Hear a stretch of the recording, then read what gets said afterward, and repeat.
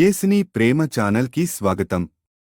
దయచేసి ఈ ఛానల్ని లైక్ చేయండి, షేర్ చేయండి, సబ్స్క్రైబ్ చేయండి.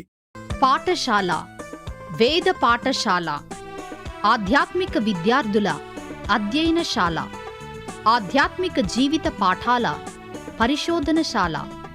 ఆది నుండి బైబిలు క్లుప్త అధ్యయనానికి మరో సదవకాశం.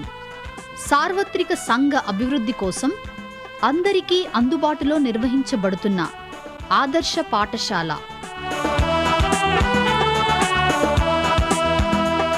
వినండి, వేద పాఠశాలలో పరలోక పాఠాలు. విశ్వవాణి రేడియో శ్రోతలకు యేసు క్రీస్తు నామములో శుభములు. ఇప్పుడు మనం అందరం కలిసి ఒక గొప్ప ప్రయాణాన్ని మొదలు పెట్టబోతున్నటువంటి అనుభూతిని మరియు గొప్ప పురికొల్పును పొందబోతున్నాం. వేద పాఠశాల ఈ నూతన కార్యక్రమాలకు మీ అందరికీ స్వాగతం. ఈ తరగతుల్లో బైబిల్ గ్రంథాన్ని మరోసారి ఆదికాండము నుండి ప్రకటన గ్రంథం వరకు దాదాపుగా 360 తరగతులుగా ధ్యానించబోతున్నాం. ఇది ఒక దూర ప్రయాణం అయినా త్వరితంగానే ముగించబడుతుంది. మీరు కూడా ఈ ప్రయాణంలో ఉండుటకు ప్రయత్నించండి. క్రొత్త వారిని కూడా ఈ తరగతులలో చేరేటట్టు ఆహ్వానించండి. ఉదాహరణకు, మీరు కొంతమందితో కలిసి ఏదైనా పవిత్ర స్థలాన్ని దర్శించిన అనంతరం కొన్ని రోజుల తర్వాత వారితోనే మరలా కలుసుకున్నప్పుడు ఏ విధమైన అనుభూతిని పొందుతారో అదేవిధంగా ఈ బైబిల్లోని 66 పుస్తకాల అధ్యయనం ద్వారా పొందబోతున్నాం. ఈ అధ్యయనములో మనం గమనించవలసిన ముఖ్య విషయాలేమిటంటే, 1, బైబిల్లోని ప్రతి పుస్తకం యొక్క సారాంశం. 2, పుస్తకం యొక్క సంక్షేపమైన వర్ణన. 3, మరి ముఖ్యంగా ప్రతి పుస్తకం యొక్క ధ్యాన సందేశం. మరో మాటలో చెప్పాలంటే, బైబిల్ గ్రంథ సత్యాలను మన వ్యక్తిగత జీవితాలకు అన్వయించుకొనుట. ఈ వేద పాఠశాల తరగతులు సామాన్య విశ్వాసుల కొరకే ఉద్దేశించబడ్డాయి. ఎఫెసీ పత్రిక 4వ అధ్యాయం 13వ వచనములో అపోస్తలుడైన పౌలు ఉద్దేశం ప్రకారం సంఘం యొక్క బలము ఈ సామాన్య విశ్వాసులే. ఒకవేళ మనము పరిచర్య ధర్మం నిజముగా జరిగింపబడి ఉండవలనంటే ఈ సామాన్య విశ్వాసులను సంపూర్ణులుగా చేయుట అవశ్యం. ఈ అధ్యయన పద్ధతిలో పుస్తకము తర్వాత పుస్తకము గుండా వెలుచున్నప్పుడు సామాన్య విశ్వాసులు సన్నద్ధులై తమ విశ్వాసమును బలంగా బహిరంగ స్థలాల్లో తమ స్నేహితులతోనూ కుటుంబంతోనూ మరియు ఇరుగు పొరుగువారితోనూ పంచుకున్నట్లు గమనించడం మన ముఖ్యోద్దేశం. సంఘములో ఉన్న సామాన్య విశ్వాసులకు, ఆదివారపు బడి ఉపాధ్యాయులకు మరియు సంఘములో పనిచేయు ఇతరులకు విశేష గ్రహణాశక్తి గల వాక్య జ్ఞానమును వారికి అందించడం ద్వారా వారిని సంపూర్ణులుగా చేయుట మా ఉద్దేశం. ఈ 66 పుస్తకాలను ధ్యానిస్తున్న సమయంలో మన ముఖ్యోద్దేశము నెరవేర్చబడుటకు కొన్ని లేఖన భాగాలు మీకివ్వబడతాయి, మరికొన్ని ప్రశ్నలు కూడా మీకివ్వబడతాయి. తద్వారా మీకు దానిలోని సారాంశం, ధ్యాన సందేశం, సంక్షేపమైన వర్ణన మరియు బైబిల్ గ్రంథ సత్యాలను మన వ్యక్తిగత జీవితాలకు అన్వయించుకునేటట్లో మనం తెలుసుకుంటాం. మీరు అనేకమైన వాక్య అంశాలు తెలుసుకోవాలంటే వాటిని బైబిల్లోని 66 గ్రంథాల పరిశీలనలో మీరు తెలుసుకుంటారు. ఇంతవరకు మీరు ఎప్పుడు బైబిల్ గ్రంథమును ఆదికాండము నుండి ప్రకటన గ్రంథం వరకు చదివి ఉండకపోతే ఇది మీకు కేవలము ఉపోద్ఘాతమనే సత్యాన్ని గ్రహించండి. ఇది బైబిల్ యొక్క సంకలనం లేదా ఆయా భాగాలను కలిపి ఒక్కటిగా ఉంచడం. బైబిల్ గ్రంథం 66 పుస్తకాలుగా విభజించబడి ఉంది. ఈ విధంగా సేకరించబడిన పుస్తకములన్నిటినీ కలిపి ఒక నూతన గుర్తింపుగా బైబిలు అని మనం పిలుస్తున్నాం. ఈ అనుభవంలోనికి వెళ్ళకముందు మీ అందరికీ ఒక సవాలు విసరడానికి ఆశపడుచున్నాను. ఈ పాఠ్య ప్రణాళికను మనం నమ్మకంగా అనుసరించినప్పుడు, మేము మీకిస్తున్న సూచనలను నమ్మకంగా పాటిస్తే మన జీవితాలకు గొప్ప విలువ కలుగుతుంది. అపోస్తలుడైన పౌలు చెప్పిన రీతిగా పనివానిగా మార్చబడడం వల్ల మనము సిగ్గుపడుటకు మరియు కలవరపడుటకు దూరముగా ఉండగలం. బైబిల్ గ్రంథమును మనం సరిగా అర్థం చేసుకొనుటకు ఒకే ఒక మార్గముంది, అది పని. ఈ అధ్యయన పద్ధతిని ఆరంభించకముందు మేము మీకివ్వబోతున్న ఒక్క పాఠమును కూడా తప్పిపోకుండా అన్ని పనులను క్రమంగా చేయుటకు మీకు మీరు సమర్పించుకోవాలి. బైబిల్ గ్రంథమును సరైన విధానములో చదువుటకు మీరు సరైన పనిముట్లు కలిగి ఉండడం అత్యవసరం. మన సమాజములో ఆయా విధాలైన పనులు చేసేవారు రకరకాల పనిముట్ల సహాయముతో పనిచేస్తారు. అలాగే మన బైబిల్ అధ్యయనానికి కూడా కొన్ని పనిముట్లు అవసరమై ఉన్నాయి. మొదటిది, మనకెంతో విలువైనది ఏమిటంటే బైబిల్ గ్రంథం. మీరు నిజముగా వాక్య ధ్యానం పట్ల ఆసక్తి కలిగిన వారైతే అన్ని అధ్యాయాలు కలిగిన ఒక మంచి బైబిల్ను కలిగి ఉండాలని కోరుచున్నాను. మీరు సంవత్సరాల కొలది వాక్య ధ్యానములో గడిపితే వాక్యానికి దగ్గరవుతారు. ఇక రెండవది, బైబిల్ నిఘంటు. ఇది బైబిల్లోని ప్రతి వ్యక్తిని గూర్చి, వస్తువులను గూర్చి మరియు ఆయా స్థలాలను గూర్చి వివరిస్తుంది. పవిత్ర దేశంగా పిలువబడుతున్న ఇశ్రాయేలు దేశానికి మీరు వెళ్ళినప్పుడు ఈ బైబిల్ నిఘంటువు ఆయా స్థలాలను దర్శించుటకు సహాయకరంగా ఉంటుంది. ఎందుకంటే ఈ నిఘంటువు ఆ పట్టణములో ఉన్న ప్రతి స్థలమును గూర్చి ఎంతో వివరణను మీకిస్తుంది. కాబట్టి ఇది ఎంతో ప్రాముఖ్యమైన పనిముట్టు. ఇక మూడవది, అకారాది పట్టిక. అకారాది పట్టిక అనేది ఒక పుస్తకం. ఇది బైబిల్లోని ప్రతి మాటను కలిగి ఉండి అది ఎక్కడ ఉందో తెలియజేస్తుంది. ఈ అకారాది పట్టిక ఎంతో విలువైనదిగా గుర్తించుటకు కారణమేమిటంటే, ఒకటి, బైబిలును అంశాల పద్ధతిలో క్షుణ్ణంగా ధ్యానించగలుగుతారు. మరియు రెండు, బైబిల్లోని ఏ అంశమైనా తలంపైన ధ్యానించాలనుకుంటే ఈ అకారాది పట్టిక ఆదికాండము నుండి ప్రకటన వరకు ఆ అంశం ఎక్కడుందో మనకు వివరిస్తుంది. దీని ద్వారా మీకు ఆ అంశంపై తొందరగా ఒక అవగాహన కలుగుతుంది. ఈ కారణాల చేతనే బైబిల్ పండితులు అకారాది పట్టికను బహుగా ఇష్టపడతారని నా నమ్మకం. మూడో విషయం, అకారాది పట్టిక ఎందుకు చాలా విలువైన పనిముట్టనగా లేఖనములలోని వచనాలను సూచించుటలో సహాయపడుతుంది. ఉదాహరణకు, ధనాపేక్ష సమస్తమైన కీడులకు మూలము అను వాక్యము బైబిల్ గ్రంథములో ఎక్కడ వ్రాయబడి ఉంది అని ఎవరైనా మిమ్మల్ని ప్రశ్నించినప్పుడు ఎన్నోసార్లు ఇది నాకు తెలియదు, అది ఎక్కడ ఉందో కూడా సరైన అవగాహన నాకు లేదు అని మీరు జవాబిచ్చి ఉండొచ్చు. కాని అకారాది పట్టికలోని ధనము, అపేక్ష, కీడు అనే పదముల ద్వారా చాలా తేలికగా, వేగంగా ఆ వచనం ఎక్కడ వ్రాయబడి ఉందో తెలుసుకోవచ్చు. బైబిల్ను పరిశీలించుటకు మరికొన్ని పనిముట్లున్నాయి. అవి మీకెంతో ఉపయోగకరంగా ఉంటాయి. వాటిని మీకు సిఫారసు చేస్తున్నాను. బైబిల్ వ్యాఖ్యానం. బైబిల్ వ్యాఖ్యానం అనేది ఎంతో ప్రాముఖ్యమైన పనిముట్టు. ఇది బైబిల్ను క్షుణ్ణంగా అర్థం చేసుకొనుటకు ఉపయోగపడుతుంది. ప్రపంచంలో అత్యధికంగా అమ్మబడుచున్న బైబిల్ గ్రంథమును ధ్యానించే అద్భుతమైన ప్రయాణాన్ని కొనసాగించుటకు ఈ పనిముట్లను తీసుకుని రండి. మీ స్నేహితులను ఆహ్వానించడం మర్చిపోకండి. సువార్తల్లో మనకు చెప్పబడిన రీతిగా యేసుక్రీస్తు తన పునరుత్థానము ద్వారా తన శిష్యుల తట్టు తిరిగి బైబిలుకు సంబంధించిన కొన్ని వాక్య సత్యాలను వారితో పంచుకున్నారు. ఆ రీతిగా ప్రభు కొన్ని సత్యాలను పంచుకోవడం ద్వారా మొట్టమొదటిసారి వారి జీవితంలో బైబిల్ గురించి అర్థం చేసుకోగలిగారు. ఈ రీతిగా బైబిల్ను అర్థం చేసుకోవడం ఆరంభమైంది. బైబిల్ను అర్థం చేసుకోవడానికి మరికొన్ని సత్యాలు మీతో పంచుకోవాలని అనుకుంటున్నాను. మొట్టమొదటిది, బైబిల్ యొక్క నిర్వచనం గురించి ఆలోచిద్దాం. బైబిల్ అనగా ఏమిటి? మనలో చాలామంది బైబిలుపై పరిశుద్ధ బైబిల్ అని వ్రాయబడి ఉంటుంది. పరిశుద్ధ బైబిలుగా పిలువబడుచున్న ఈ పుస్తకాన్ని మనము ఏమని అర్థం చేసుకుంటున్నాం? బైబిల్ అను మాట బిబ్లియా అను పదము నుండి వచ్చింది. ఇది పుస్తకములు అను బహువచనమును సూచిస్తుంది. ఒకవేళ మీరు ఈ పదము యొక్క వాస్తవ రూపాన్ని చూచినట్లయితే వెంటనే ఇది కేవలము పుస్తకమని కాకుండా పుస్తకములు అని చెప్పుచున్నట్లు గమనిస్తారు. బైబిల్ అనగా 66 పుస్తకాల సముదాయం.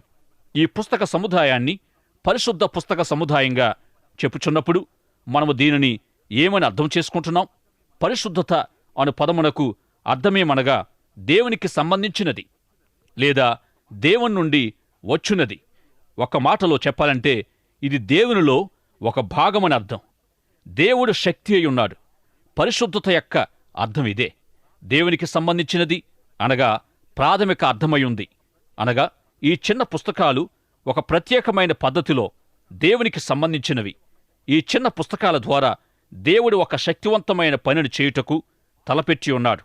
ఈ గ్రంథములో మానవునికి సంబంధించిన సందేశముంది గనుక ఈ పుస్తకము లోకములో అన్నిటికంటే అతి ప్రాముఖ్యమైనదిగా పరిగణించబడుతుంది. కాబట్టి బైబిల్ యొక్క అధ్యయనం లోకములో ఎంతో గొప్పది. అందును బట్టి మనం ఈ గ్రంథమును ధ్యానించబోచున్నాం. ఎందుకంటే ఇది మన కొరకైన దేవుని పుస్తకం, దేవుని గ్రంథం. లోకములో అత్యంత విలువైన గ్రంథం బైబిల్ను, దేవుని పుస్తకాన్ని ధ్యానించబోతున్నాం. ఇది దేవుని వాక్యముగా కూడా పిలువబడుతుంది. చాలామంది దీనిని దేవుని వాక్యమని పిలువడం మీరు వినే ఉంటారు.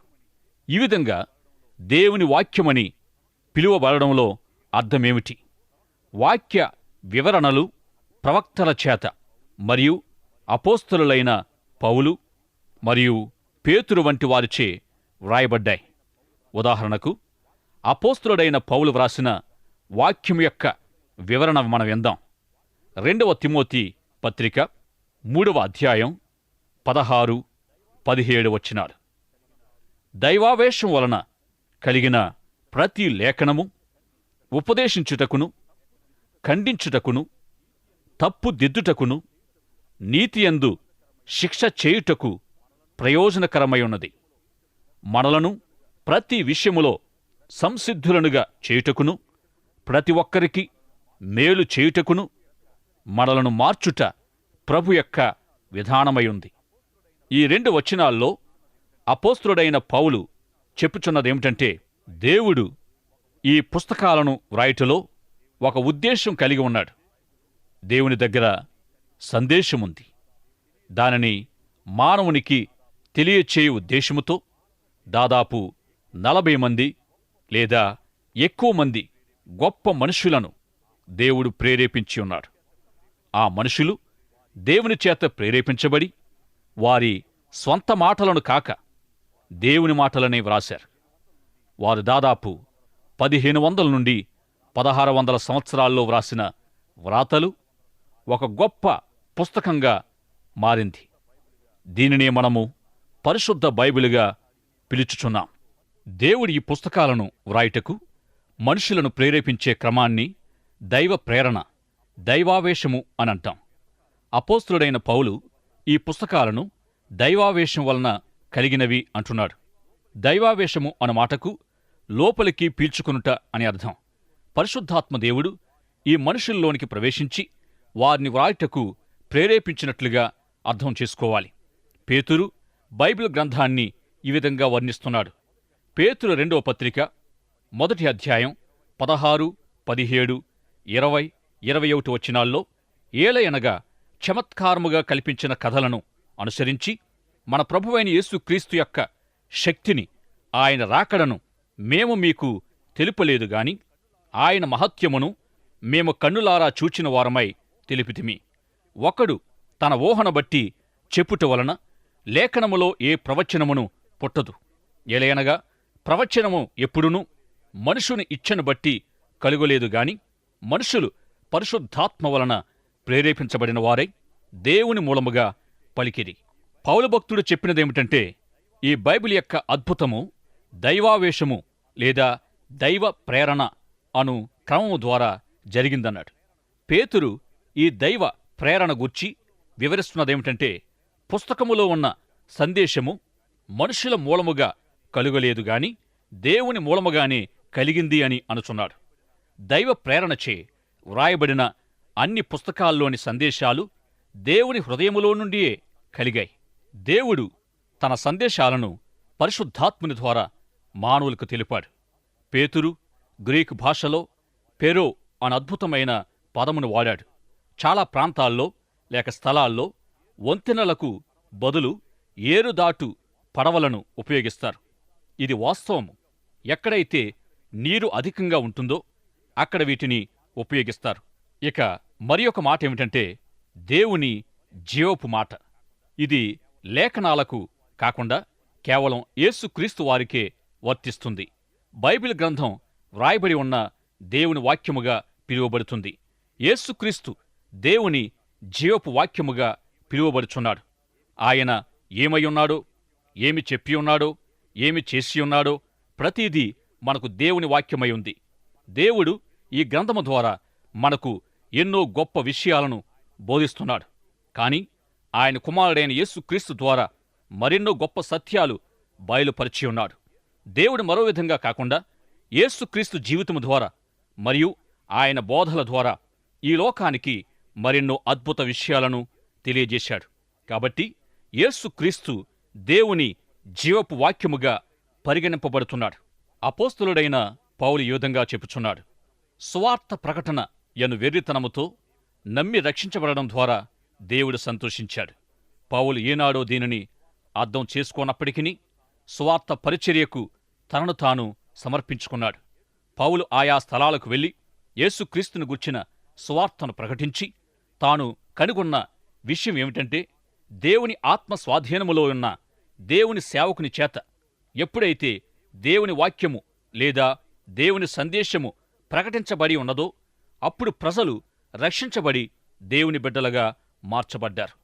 ఇక బైబిలు ఏ విధంగా సమకూర్చబడిందో తెలుసుకుందాం.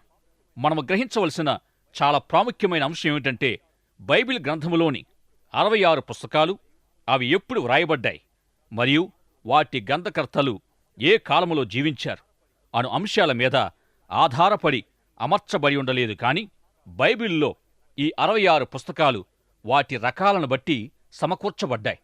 ఈ 66 పుస్తకాలు 2 ముఖ్య భాగాలుగా విభజించబడ్డాయి. ఒక భాగము పాత నిబంధన గ్రంథముగాను మరి ఒక భాగము క్రొత్త నిబంధన గ్రంథంగా పిలువబడుతున్నాయి.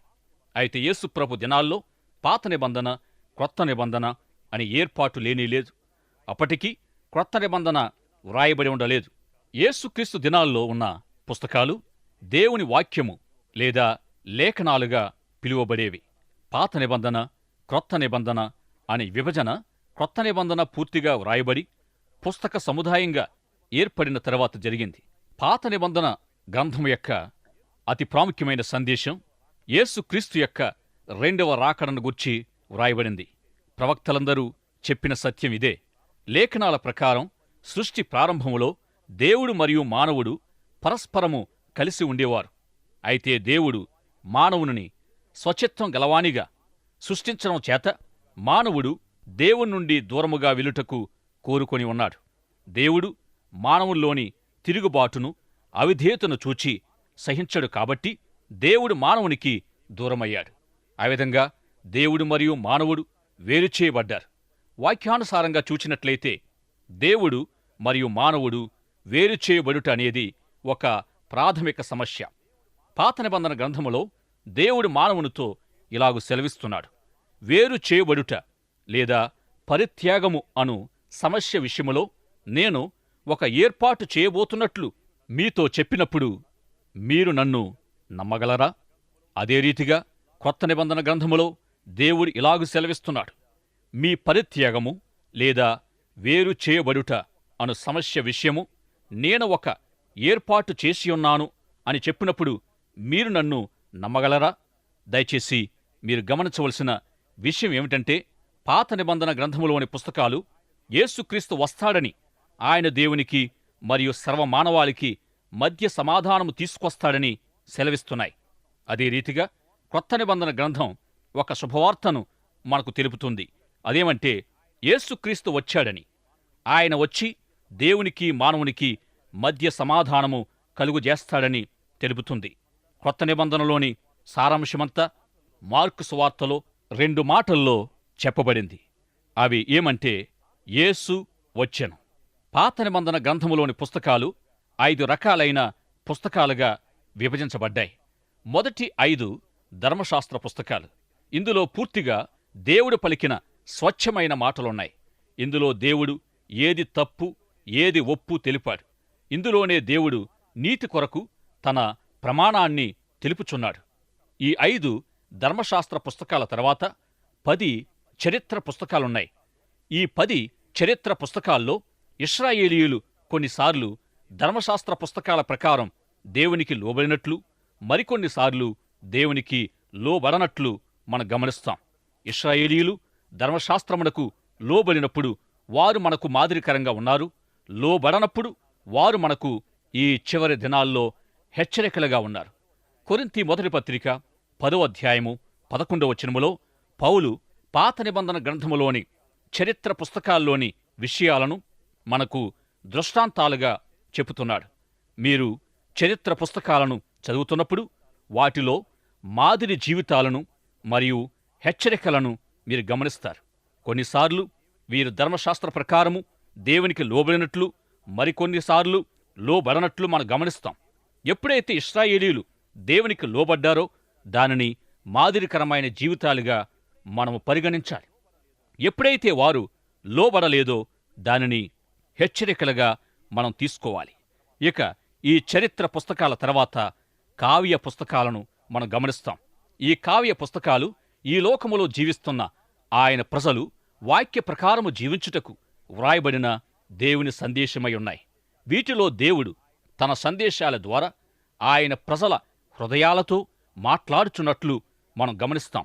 ఉదాహరణకు యోబు గ్రంథములో శ్రమలలో ఉన్న తన ప్రజల కొరకు దేవుడు ఒక సందేశాన్ని కలిగి ఉన్నాడు. అదే రీతిగా కీర్తనల గ్రంథములో దేవుని ప్రజలు ఆయనను ఆరాధించే సమయాల్లో వారి హృదయాల్లో సంభవించే ప్రతి విషయమును తెలిపే దేవుని సందేశాన్ని మనం గమనిస్తాం. ఇక సామెతల గ్రంథములో మనము బహిరంగ స్థలాల్లో ఉన్నప్పుడు ప్రజలకు సంబంధించి మన హృదయాల్లో సంభవించే విషయాలను తెలిపే సందేశాన్ని మనం చూడగలం. అసలు సామెతల గ్రంథం ఎందుకు వ్రాయబడింది అంటే దేవుడు తన ప్రజలు దినము తర్వాత దినము అనుభవం పొందుటకు కాదుగాని మానవ సంబంధాల గూర్చి అయిన అనుభవ జ్ఞానం పొందుటకు వ్రాయబడింది. ఇక ప్రసంగి గ్రంథం తమ హృదయాలలో అనుమానము ఏర్పడినప్పుడు తన ప్రజలకు దేవుడు పంపిన సందేశమయ్యుంది. పరమగీతము అనే గ్రంథం దేవుని ప్రజలు ప్రేమను కలిగున్నప్పుడు దేవుడు పంపిన సందేశమయ్యుంది. ఇది దాదాపుగా క్రొత్తగా పెళ్లి చేసుకున్న ఇద్దరు ప్రేమికుల మధ్య జరిగిన సంభాషణను మీరు వినుచున్నట్లు ఉంటుంది. ఇక పాత నిబంధన గ్రంథములోని మరియొక సాహిత్య భాగము అతి పెద్దదైన భాగము. అది అధ్యాయాలు, వచనాలు కలిగి ఉంది. దానిని ప్రవక్తల గ్రంథాలు అని పిలుస్తాం. ఇది 2 భాగాలుగా విభజించబడింది. మొదట పెద్ద ప్రవక్తలని, తర్వాత చిన్న ప్రవక్తలని పిలువబడడం జరిగింది. ఈ పెద్ద ప్రవక్తలు గొప్పవారు గనుక పెద్ద ప్రవక్తలుగాను, చిన్న ప్రవక్తలు తక్కువవారు గనుక చిన్న ప్రవక్తలుగాను పిలువబడలేదు. ఇక నూతన నిబంధన గ్రంథములో అనగా కొత్త నిబంధన గ్రంథములో కూడా 5 రకాల పుస్తకాలున్నాయి. ఒకటి యేసు క్రీస్తు యొక్క జీవిత చరిత్రలను తెలిపే 4 సువార్తలున్నాయి. మత్తయి, మార్కు, లూకా మరియు యోహాను సువార్తలు. 2 ఒక చరిత్ర పుస్తకం అనగా అపోస్తలుల కార్యములు. 3 పత్రికలు అనగా పౌలు వ్రాసిన పత్రికలు. ఇక 4 సాధారణ పత్రికలు. పత్రిక అనగా ఉత్తరం. నూతన నిబంధనలోని సగభాగము పౌలు ద్వారా వ్రాయబడింది. ఇక 5 చివరిగా క్రొత్త నిబంధన గ్రంథం చివరి గ్రంథమైన ప్రకటన గ్రంథముతో ముగిస్తుంది. ఈ గ్రంథము గుర్తులతో కూడిన పుస్తకమయ్యుంది. ఈ ప్రకటన గ్రంథము మీరర్థం చేసుకోవాలన్నా పరిశుద్ధాత్ముని సహాయము తప్పకుండా అవసరమయ్యుంది. ఈ బైబిల్ గ్రంథంలోని 66 పుస్తకాలు అవి ఎప్పుడు వ్రాయబడినవి అనే అంశం మీద ఆధారపడి అమర్చబడలేదు గాని వాటి రకాల మీద ఆధారపడి అమర్చబడడం జరిగింది. ఇక చివరిగా మరోసారి బైబిల్ గ్రంథములోని పుస్తకాల విభజనను జ్ఞాపం చేసుకుందాం. పాత నిబంధన గ్రంథములో 5 రకాల పుస్తకాలు ఉన్నాయి. 1 ధర్మశాస్త్ర గ్రంథాలు, 2 చరిత్ర గ్రంథాలు, 3 కావ్య గ్రంథాలు, 4 పెద్ద ప్రవక్తల గ్రంథాలు, 5 చిన్న ప్రవక్తల గ్రంథాలు. అదేవిధంగా కొత్త నిబంధన గ్రంథములో 5 రకాల పుస్తకాలున్నాయి. 1 4 సువార్తలు, 2 చరిత్ర పుస్తకం, 3 పౌలు వ్రాసిన పత్రికలు, 4 సాధారణ పత్రికలు, 5 ఒక ప్రవచన గ్రంథం అనగా ప్రకటన గ్రంథం. పాత నిబంధనలోని సందేశమంతా యేసు వచ్చుచున్నాడు అని తెలుపుతుంది. ఇదే పాత నిబంధనలోని పూర్తి సారాంశం. అదే రీతిగా క్రొత్త నిబంధనలోని సందేశమంతా యేసు వచ్చెను అని తెలియజేస్తుంది. ఇదే నూతన నిబంధనలోని పూర్తి సారాంశం. ఇక మీరు చేయవలసిన ముఖ్యమైన పని ఏమిటంటే బైబిల్ గ్రంథములోని అన్ని పుస్తకాలను కంఠస్థం చేయాలి. ఇక వచ్చే తరగతిలో కలుసుకుందాం. అంతవరకు సెలవు. దైవాశీస్సులు. దయచేసి ఈ ఛానల్ని లైక్ చేయండి, షేర్ చేయండి, సబ్స్క్రైబ్ చేయండి.